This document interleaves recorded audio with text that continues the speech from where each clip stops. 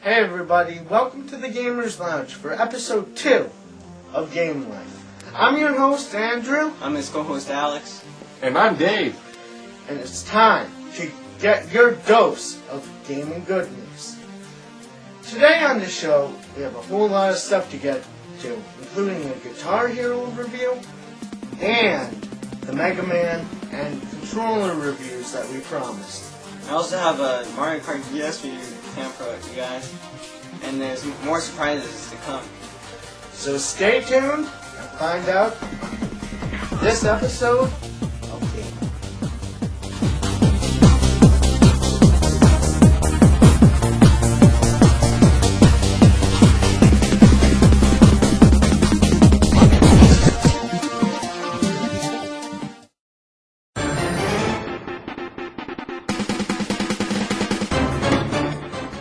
Alright, so I'm holding this guitar peripheral here, right? You'd think it would be just another peripheral to play games on in the flooded peripheral market. Well, it's not, because this peripheral is special.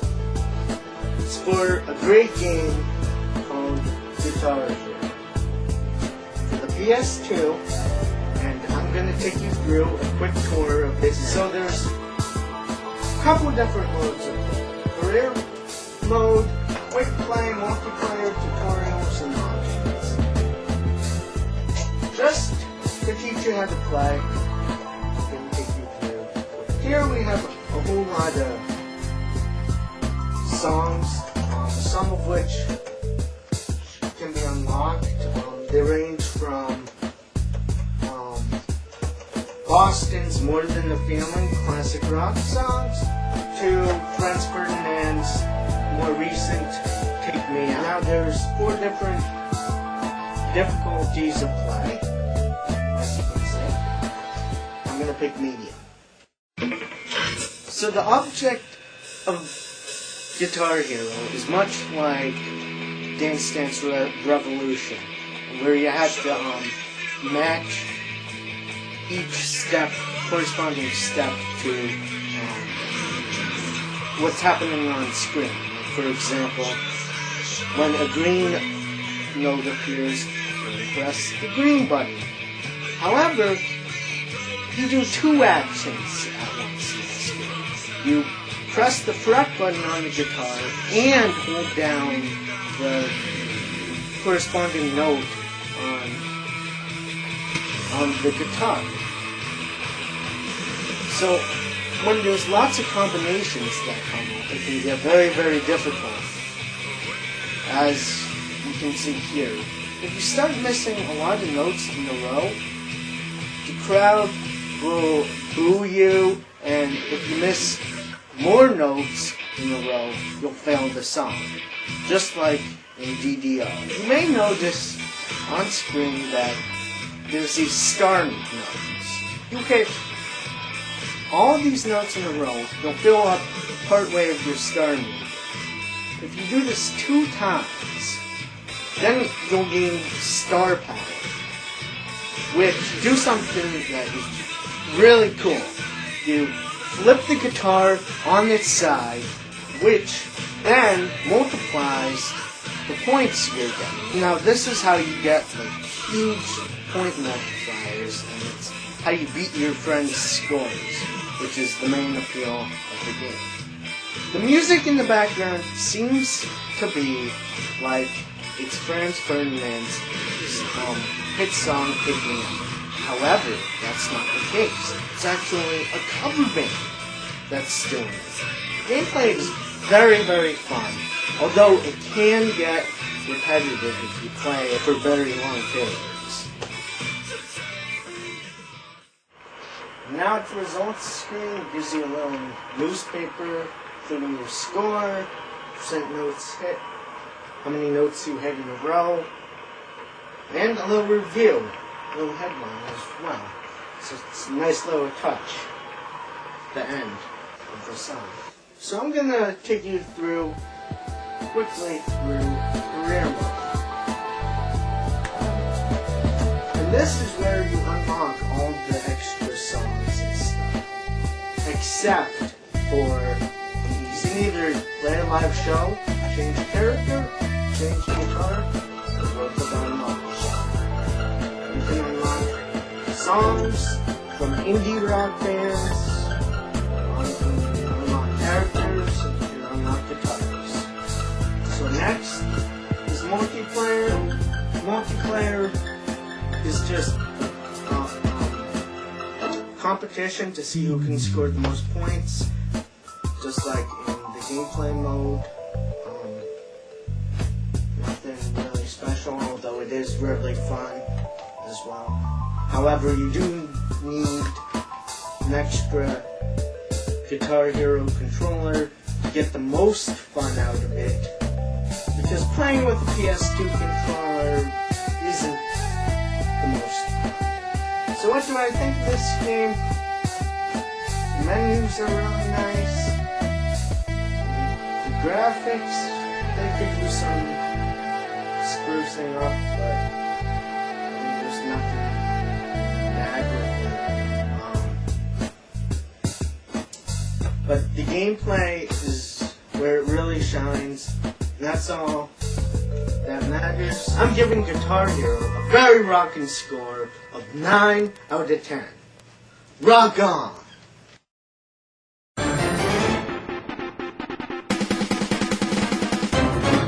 Hello wrestling fans, this is your newest reviewer Dave here, and I am about to review WWE Smackdown vs. Raw 2006 for the PlayStation 2 and also available for the PlayStation Portable.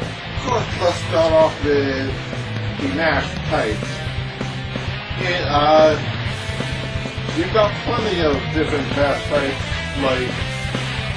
like a one-on-one, a tag team, triple threat, fatal 4-way, a Royal Rumble, and a bunch of main events, including a TLC match, a Hell in a Cell, a cage match, and a Buried Alive match, which is new.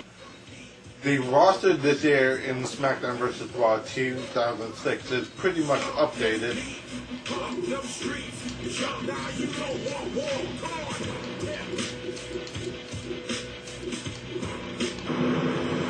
The following contest is scheduled for one fall. The superstar entrances this year are very, very accurate to the real life counterparts. The timing for the pyros and the entrance moves can be off either by a little or a lot. It depends on who you choose. On the bottom right hand corner of the screen, you can probably tell that you can choose the opening of the match, including a test of strength, a stare down, or no action. The gameplay in SmackDown vs. Raw is pretty much like other SmackDown games. In this year's edition, they have taken the liberty of providing us with some more meters. One of the brand new meters this year is the stamina meter. When the match progresses, the stamina meter will go down. And then if it gets to the very bottom, your character will stumble, and on top of that, you will hear a very annoying sound. The moves in SmackDown vs. Raw 2006, in most cases, are very smooth and very accurate. The moves are more like the actual counterparts that the wrestlers perform. You can probably tell that right now you can only score one special compared to the previous ones. You could store up to 5, and then in SmackDown vs. Raw it decreased to 3. You will notice that little bar up here, and when it reaches at the maximum capacity, if you press the special button, then it will provide a special effect. The submission meters are really fantastic, as they have always been. Except though I believe that there are some of you out there that would not like the button mashing that comes with some of those submission meters. These are incredible graphics. there is a full 3D audience, and it just makes the game that much better. The commentary in this game, though, is very repetitive. It is very entertaining at first because they do provide some background information on the wrestlers in most cases. However, sometimes you will get repetitive lines which can really drag out the game. The really most annoying part of the Smackdown game this year is the loading time. They will definitely become time consuming. Here's a version of Smackdown vs. Raw. There are 3 different types of game modes besides the normal exhibition matches. The game modes that you can choose from are the pay-per-view mode, a brand new general manager mode, and a season mode. Of course, coming back this year are the create mode. You can go and create your WWE superstar. You can go and change a moveset. They got a brand new create an entrance. In other modes, you can create a stable, and you can create your own WWE Championship match. Also brand new this year is the locker room, which really serves no purpose, really. The only meaningful thing in the locker room is the fact that it does contain the shop zone in which you go and buy your superstars and brand new arenas. One of the modes that is very much improved this year is the online mode. It contains virtually almost every match type that the exhibition has, except for the Royal Rumble, which would be kind of impossible on the current platform. Overall, I would give this game an 8.5. This is the best Smackdown game yet. That is a great score for a WWE game. However, though, earlier on in the review, I did mention that it was also available for the PlayStation Portable. The PlayStation Portable is almost a direct port from the PlayStation 2 version. The PlayStation Portable version is missing commentary, and the graphics are toned down a notch. The handheld version, it does contain 3 little mini-games, including a WWE game show, a little airplane race featuring Eugene, and a Texas Hold'em for all you Poker fans out there. Overall, though, I would say that this is a great port. It's the best wrestling handheld game out there, so I would give it an 8.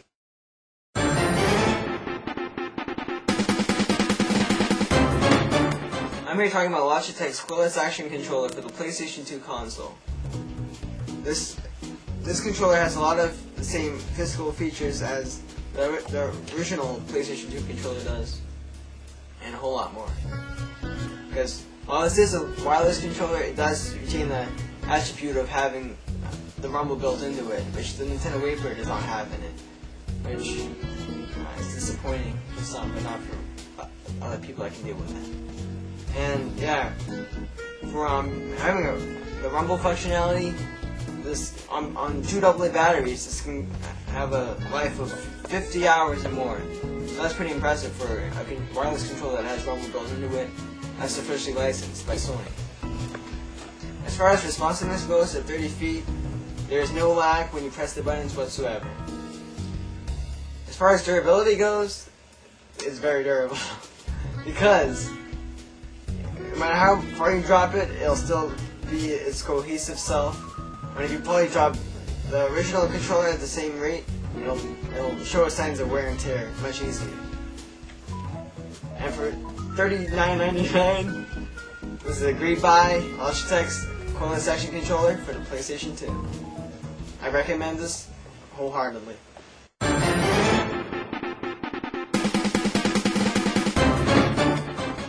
Mario and his friends are back for some more kart racing action in the newest installment to the Mario Kart series, Mario Kart DS, for the Nintendo DS handheld.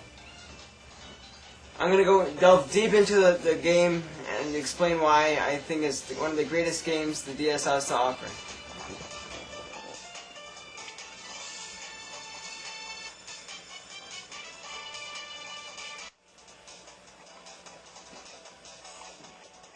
There are 16 retro courses and 60 new courses. The 16 retro courses are a blast from the past in the sense that they're taken from the Super Nintendo, Nintendo 64, GameCube, and Game Boy Advance versions of Mario Kart. As far as the 60 new tracks, a couple of them are derived from GameCube titles like Luigi's Mansion or Pianta Park in Super Mario Sunshine. These graphics are great, considering they look noticeably better than the Nintendo 64 version of Mario Kart. There are some spots where you notice some jaggies, but that really doesn't alter your playing of the game. The controls are very responsive, although some people might disagree and feel that they wish they could change the controls to suit their preferences, but unfortunately in this game you cannot change the control scheme. Since there is no touch screen implementation, the bottom screen is used as an overhead view of the course, as well as the lineup of what place each character is in. The bottom screen can also be used as a tactic to avoid oncoming projectiles that you could not really see when you're looking at the top screen. The music in this game is typical Nintendo, so you know that you're going to expect some great catchy tunes. There's a plethora of stuff to unlock, like carts, characters, and tracks. So the replay value is very high when it comes to getting through all the missions in the mission mode, or beating your race time in time trial mode.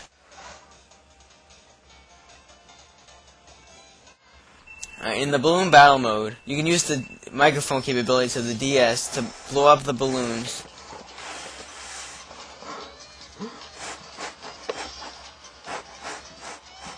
Nintendo did a great job of implementing their Wi-Fi connection system. The downside to this Wi-Fi connection system is that you can only play a limited number of tracks, and you don't have access to the multiplayer modes. The friend code system, a lot of people have issues with. The new addition to the Mario Kart series in this game is the mission mode. In this mission mode, you can do stuff like collect 15 coins, or go through so many loops, or destroy so many enemies in a given time limit. The nifty part about this is that there's a boss battle at the end of every stage. In the time trial mode, you can send and receive ghost data with a friend when playing multiplayer. What this enables you to do is, your friend can try and beat your best time, and vice versa. With all that said, I give this game a 9. Anyone who has a DS must buy this game because it's a great addition to their collection.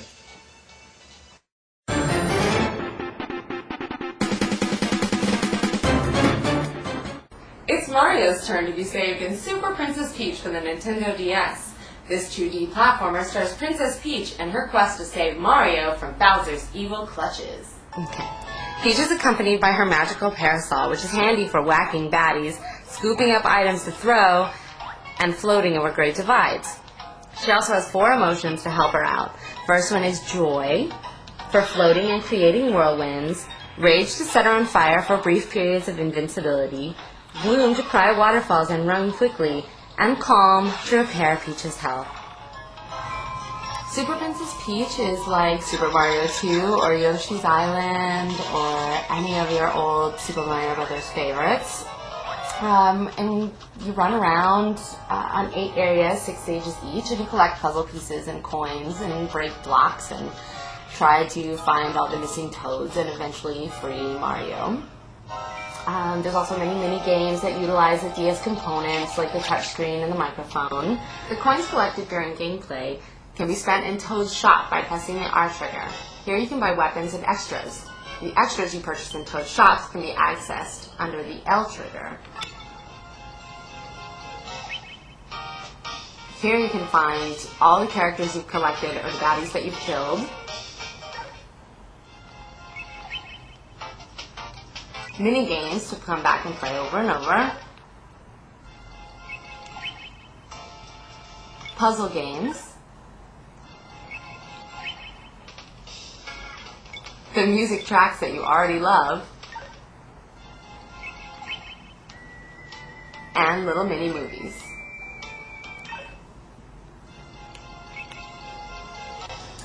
Overall, Super Princess Peach is cute, silly, and nostalgic. It's a must for anyone who liked Yoshi's Island or Super Mario Bros. 2 and 3. I give it 8.5. And now, back to Andrew and Alex in the Game Lounge. Thanks, Melissa. That was awesome. I was just sitting in this gamer's lounge right here, just relaxing, wondering what our retro review of this episode, and I'm looking in my library of games, and oh wait, what's this? A Mega Man game? A Mega Man game? Look at this, me!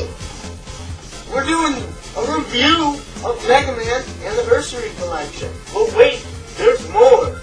Included with this review is a review of Mega Man X Collection as well. Find out right now what's inside both of these games.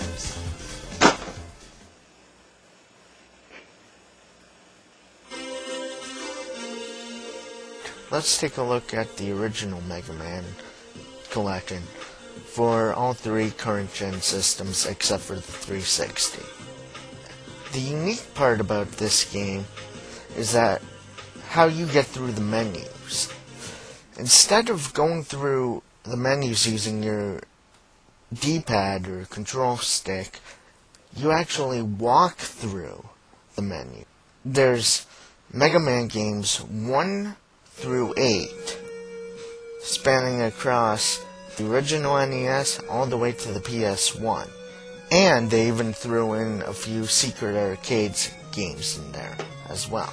Now you'll notice that in each of the Mega Man games, you have different abilities, and this game really adapts to each game's abilities very well, and it centralizes it throughout the whole game rather than through each game.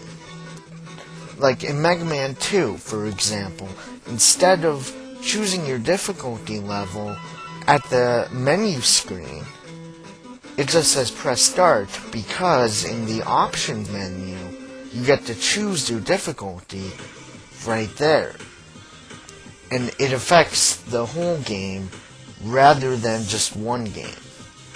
There's two different interface modes to Mega Man Anniversary Collection. There's the Navi mode, which is like a helper guide which displays maps and gives you hints at certain times, and it has a nice little refined menu bar with how many lives you have left, stuff like that. Or you can choose to play as the classic Mega Man style. The gameplay has remained largely unchanged, except for a few additions which you may not even need to utilize, but they're there just to help you. For example, there's a new weapon switcher mode which allows you to easily switch between all the weapons you've selected. The controls in general, for at least the GameCube version, they screwed up the jump and the shoot buttons, so it may seem awkward at first, but you'll definitely get used to it. On the PS2 and Xbox versions, I think they're fine. Also, included in the controls in this game is the rapid fire mode, where you press Y on the control pad to shoot 3 shots very quickly at once, which may seem like cheating for some people. The sound is emulated perfectly in this game. This is the classic Mega Man soundtrack that you all know and love. There are also plenty of goodies to unlock, such as art and also a documentary interviewing the creator of Mega Man.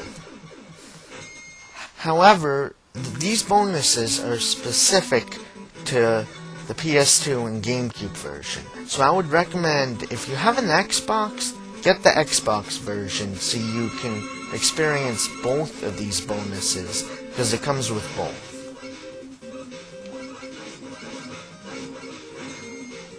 Also, in the PS2 version, there's even remixed soundtracks, so that's another incentive to pick up the Xbox version, because it also includes that as well. So, let's see how the Mega Man X collection compares.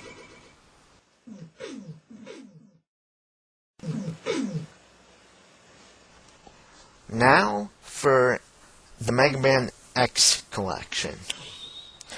This is vastly different than the original collection. It's not only because of the games, too. These games are a lot more edgier, and the Mega Man X collection is not available for Xbox. It's available for PS2 and GameCube only. You get skimpy option choices at first, but then you realize that it's within each game, which is a pain in the butt. However, on the positive side, you can adjust the control configuration for each game, which was some people's complaints about the original collection. The game remains largely unchanged, and the emulation, for the most part, is perfect. The default control scheme of this game is very confusing, especially on the GameCube. This is because the X button is used to slide, while the B and the A buttons are used for jumping and for shooting. This causes for a very uncomfortable position. Also, the save menus are a little bit on the confusing side, because it doesn't tell you specifically when you need to save, or because it forces you to save each and every time. Although, you do get three separate files for each Mega Man game. In this game, you can only unlock one secret game, as opposed to the two in the original. Plus, it's much harder to unlock these extras as well, because of the difficulty of these games and the exclusion of passwords. Also, I would have liked to seen the menus in the X collection get a much needed facelift, because they're pretty bland as it is. Another reason why this game is not as good as the original collection is because the actual games are not as high of a quality as the original series was, with the exception of the first few games in the series.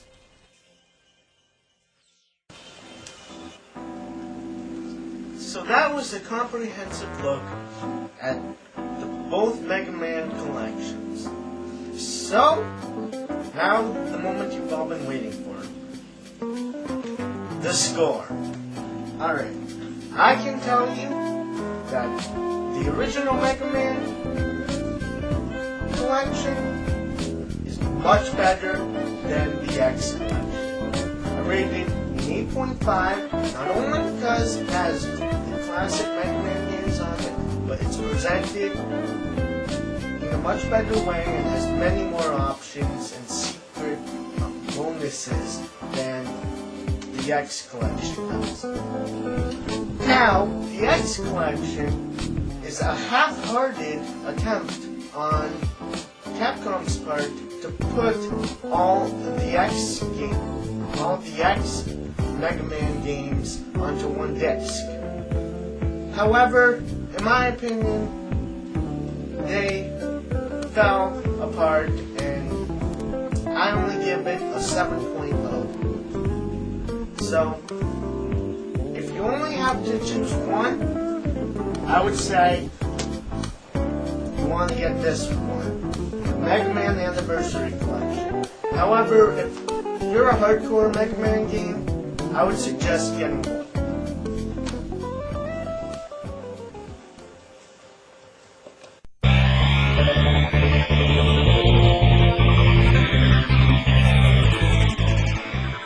My name is Jeff Mendocino. I'm the host of this part of the show. Anyways, what we're going to do is we're going to review Halo 2. It's Halo 2, son. So, the storyline is that the aliens try to take over Earth in this part, alright? I gotta save them, alright? And check it out. I got Scorpion. So this segment, I'm going to drive the Scorpion. Yellow, yeah, I just ran that over. I don't give a I don't need no teammates, son. I'm good enough myself. Look at that boy. Come on, boy. You scared, aren't you? Come here. Oh, yeah. It's really good gameplay, by the way. Look at that. Look how much fun I'm having. I'm having lots of fun. Look at that. Look at those dead bodies. I'm flying the dead bodies all over the place. I'm all killing them all. Check that out. It's another Marine. I killed it right before it attacked me, son. Yeah! Woo! One of the good things about this game is that it's got Xbox Live on it. Now we're gonna find a game real quick. By the way, this is the first-person shooter if you guys didn't realize that yet. Alright, now check it out. See, these are my teammates, the stuff with the guys with the stuff behind their head. Hey, you stole my ride! Get the f*** out! I'm pissed. This guy's pissed too. Look at him. He's pissed. Check that shit out. Yeah, nice driving. Yeah, that's why you don't mess with me. Damn. So what we're playing now is bomb mode. That means I gotta grab a bomb. I gotta take it over their base. If I don't take it, someone's gonna kill me. Oh, no! Well, this doesn't have anything to do with the storyline, the online playing, but, because all the people look like Master Chiefs, and there could only be one Master Chief in the world, which would probably be me, giving him a pat on the back, like always, because everyone likes getting pats on the back. So it gives them, it raises their confidence and boosts their, morale, which is a really big word. Hello. Oopsie. No, the hell I didn't! Download content lets you download all the multiplayer maps, which is 9 maps. That's a lot of maps. So, look at all the playlists here. We got Every Man for Himself, 8-player. Got Rumble Training, that one you don't get ranked, and they got a ranking system in here. Got Double Team, that means you bring some other guy in for a 2 versus 2 battle. Team Slayer, that's 4 versus 4. Team Skirmish, that's the capture the flag and all the other games like the bomb mode that you just saw. Team Training, training with teams. Team Snipers, you use a sniper rifle. Team Hardcore, well, see, in this mode, I get teabagged a lot when I die. Not because it's hardcore, but they are, like, war-type, games. So, guys, well, after that in-depth review, Halo has some great weapons, like, it has nice balanced gameplay. Everything is superbly great. The graphics are wonderful. When you run over bodies, you can see blood. and it makes me feel good. People are still playing on Xbox Live. You see how fast that room filled? It was like bam, bam, bam.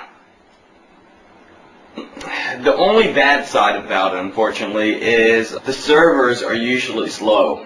Also, the story mode is really short, actually. I beat it in about 2.5 hours. So, what I give this game is a 9.5. Awesome game. Just needs to work on those 2 little bits, but it's definitely a milestone in video gaming as of today. Mario Kart sucks! Hey Andrew, don't you think we got a lot of games covered this episode? Oh yeah, I mean, like, we had Super Princess Peach to Halo. I mean, how much more variety can you ask for? That's a good question. Yeah, but I also have a good question for you. Where did Dave go? Do you know where Dave went? I have no idea. That's without a trace. Well, I mean, I don't know either, but we can all find out next time on Gamelife.